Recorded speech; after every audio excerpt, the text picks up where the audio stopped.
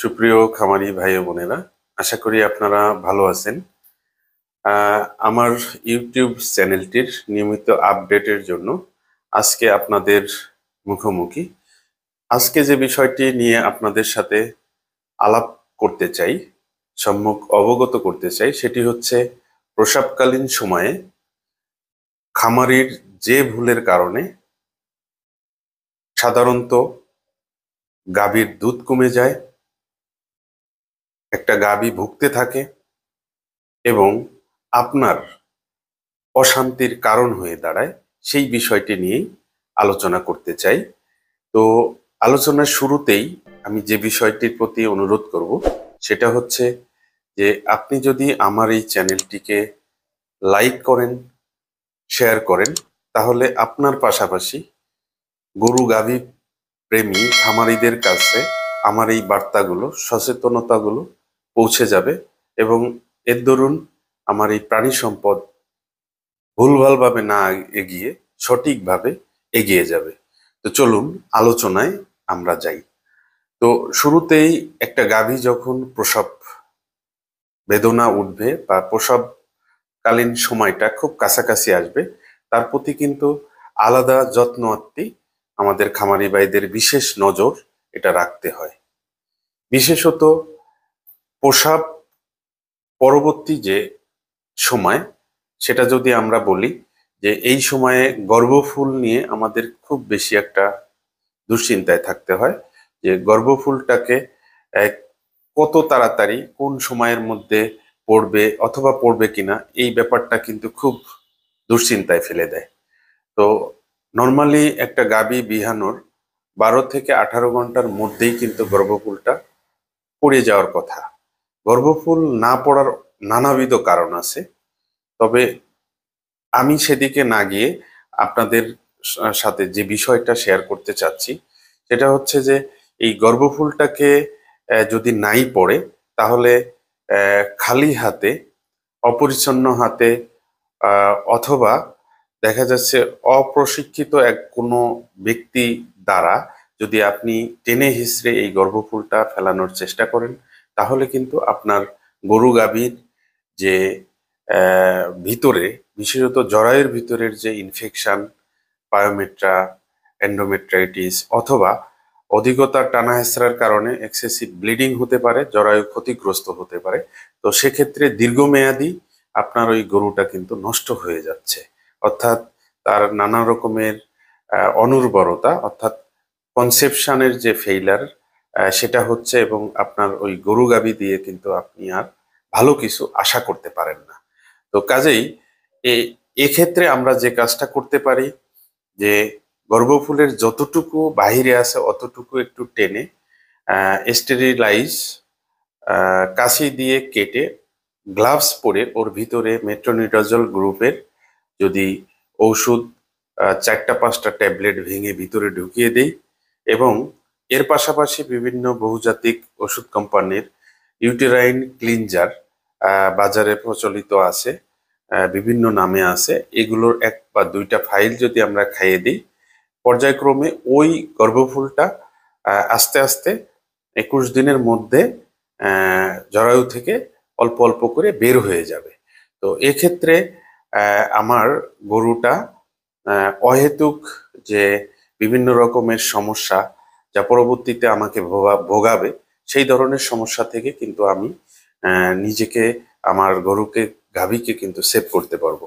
আরেকটা বিষয় হচ্ছে যে আমরা খামারিরা অনেক সময় যখন একটা বাছুর বিহায়, সাথে সাথে বাছুরেরকে শাল দুধ খাওয়াই, কিন্তু অতিরিক্ত শাল দুধ দহনের পরে অনেক খামারি কিন্তু চিন্তা করে যে আমার গাভী অনেক কষ্ট হয়েছে, দুর্বল হয়ে পড়ছে, এই বেশি ভিটামিন সমৃদ্ধ খাবারটা খাওয়াইলেই তার শক্তি আসবে। কিন্তু এটা সম্পূর্ণ ভ্রান্ত ধারণা।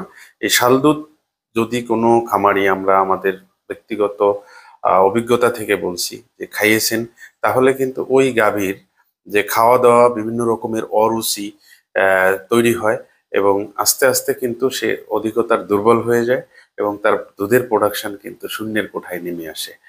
আর একটা বিষয় হলো যে অনেক সময় গর্ভফুল আমরা তাড়াতাড়ি ফেলার জন্য অনেক খামারি অন্যান্য সময় হয়তো তাকে গাভীটিকে কোড়া ভুসি খুব বেশি দিচ্ছি না, কিন্তু বাছুর বিহানোর পরে মরিয়া হয়ে উঠি আমরা অধিকতার কোড়া ভুসি দিয়ে একটু গরম পানি করে খাওয়াই, যাতে তার মানে শক্তি, বডিতে শক্তি আসে। তো এতে আসলে আমাদের উল্টা একটা বিষয় ঘটে যে ওই গরু গাভীর অনেক ক্ষেত্রে পেট ফুলে যায়, ব্লট হয়, অ্যাসিডোসিস হয়। তো আমরা এটা যেন কোনো খামারি ভাইয়েরা না করি। এর পরিবর্তে যে বিষয়টা আছে যে একটা প্রসবকালীন যে সময়টা, এটা খুবই কষ্টসাধ্য একটা সময় মা গাভীর বেলায়। তো এই সময় আমরা গাভীটাকে যদি আহ, গরম পানি, ওমা গরম যেটা সে খেতে পারে, তার সাথে আহ, আখের গুড় মিশিয়ে যদি খাওয়ায়, তবে সেটা খেয়ে ওই গাভীটা তৎক্ষণাৎ এনার্জি পাবে এবং তার ইউটেরাইন কন্ট্রাকশন রিল্যাক্সেশন তৈরি হবে, এবং এর দ্বারা কিন্তু গর্ভফুলটা ওই 12 থেকে 18 ঘন্টার মধ্যেই খুব দ্রুততম সময়ে পড়ে যাবে। যখন গরু গাভীর আহ, প্রসাব করছে, বাচ্চা দিছে, গর্ভফুল পড়বে, এই সময়টা খুবই গুরুত্বপূর্ণ, আপনাকে বিশেষ খেয়াল রাখতে হবে। অনেক সময় আমাদের কাছে আহ, অনেক খামারি এসে প্রায়শই অভিযোগ করেন যে স্যার, আমার গরুর অন্য বিহানে দুধ হতো 20 লিটার 15 লিটার, এই বিহানে মোটেই দুধ পাচ্ছি না। আমরা হিস্ট্রি নিয়ে দেখেছি যে সে যখন বলে যে না, এই গর্ভফুলটা স্যার দেখি নাই, কখন পড়ছে কিভাবে পড়ছে জানি না, তার অর্থ যে এই গর্ভফুলটা ওই গাভীটা খেয়ে ফেলছে।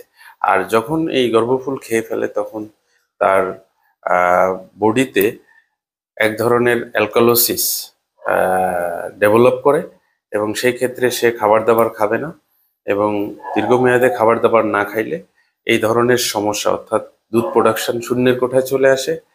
আর ওই বিহানে ওই গাভীকে আমরা যত রকমেরই চিকিৎসা দেই না কেন, তার সাবেক দুধে আসলে ফিরাই নেওয়া সম্ভব হয় না।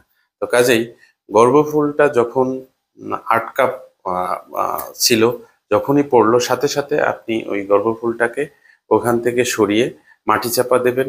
এখন শুকনা মাটিতে দেবেন নাকি ভিজা মাটিতে অথবা পানিতে, এটার সাথে আসলে দুধের কোনো তারতম্যের কোনো বিষয় নেই। এটা জাস্ট আমাদের একটা এক ধরনের মিথ বা কুসংস্কার আমরা হিসেবে জানি।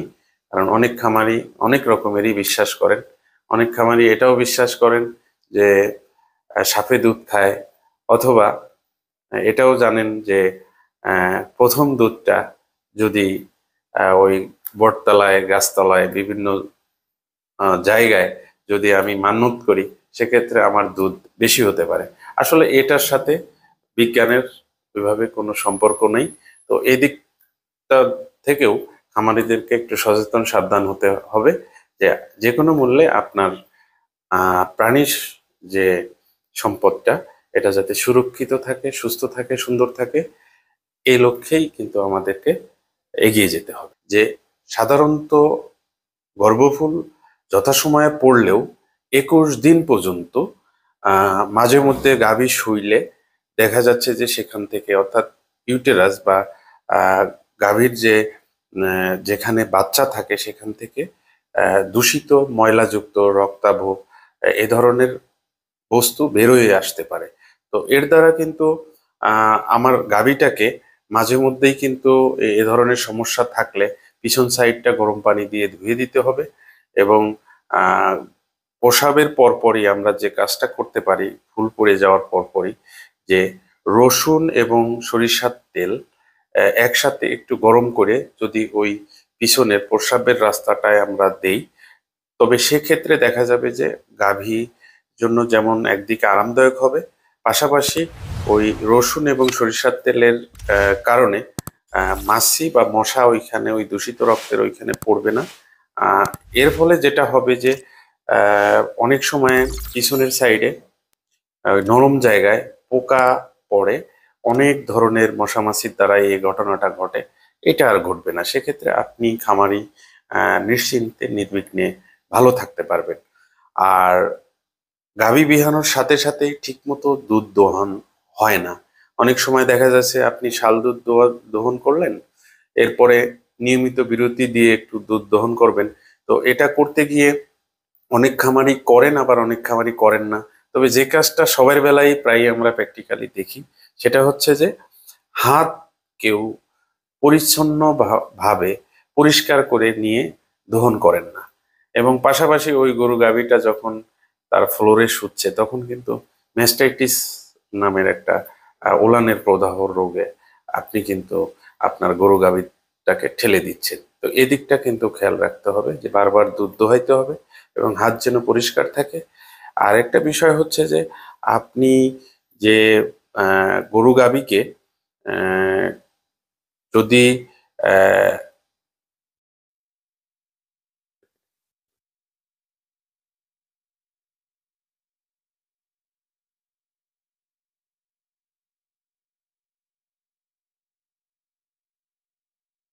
আরেকটা বিষয় হচ্ছে যে অনেক সময় আমরা খামারিরা তাড়াহুড়া করে যে অদক্ষ অপ্রশিক্ষিত লোক দিয়ে খালি হাতে যখন আহ, এই জরায়ুটাকে জরায়ুর ভিতরের যে আমার গর্ভফুল এটাকে যখন বের করতে যাই, আমার প্র্যাকটিক্যাল লাইফে আমি দেখেছি যে সাধারণত ছাগল, ভেড়া অথবা ছোট বাছুরের টিটেনাস রোগ হয়। এই ক্ষেত্রে কিন্তু বড় গাভীরও কিন্তু রোগ হচ্ছে এবং টিটেনাস রোগ হচ্ছে, এবং এই রোগে আহ, যে প্রতিকার বা প্রতিরোধ আসলে আমরা কেউই করতে পারি না। তো সেক্ষেত্রে কিন্তু এটা একটা টেনশনের একটা কারণ হয়, খামারির লসের একটা কারণ হয়।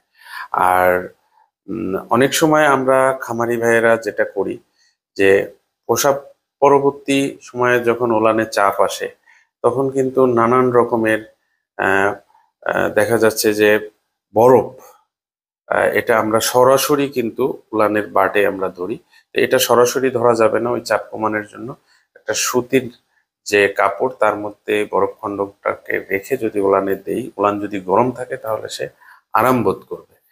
আর কখনোই পানি সরাসরি মারা যাবে না, বা হাত দিয়ে এলোপাথারি মেসেজ করা যাবে না, যা দিয়ে ওই গরু গাভীটা তার উলানটা অস্বস্তিতে থাকে এবং উলানের দেখা যাচ্ছে যে আপনি যেটা ভালো মনে করতেছেন সেটা ওই গাভীর জন্য অনেকটা খারাপ হচ্ছে। তো এক্ষেত্রে অবশ্যই আপনি যখন বুঝতে পারছেন না তখন অভিজ্ঞ প্রাণী চিকিৎসকের শরণাপন্ন হতে হবে। মনে রাখতে হবে যে এটা আপনার একটা সম্পদ। এই সম্পদ যদি আপনি মিস করেন, ভুল করেন, তাহলে এই ভুলের খেসারত আসলে অন্য কাউকেই কিন্তু কেউ নিবে না। অর্থাৎ আপনাকেই কিন্তু এই ভোগটা ভোগ পোহাইতে হবে, এবং সেক্ষেত্রে আপনিই দিন শেষে ক্ষতিগ্রস্ত হবেন। তো আজকে আর আলোচনা বাড়াচ্ছি না। পরবর্তী কোনো ভিডিওতে আবার দেখা হবে। সে পর্যন্ত ভালো থাকবেন, সুস্থ থাকবেন, এই কামনায় শেষ করছি। আল্লাহ হাফেজ।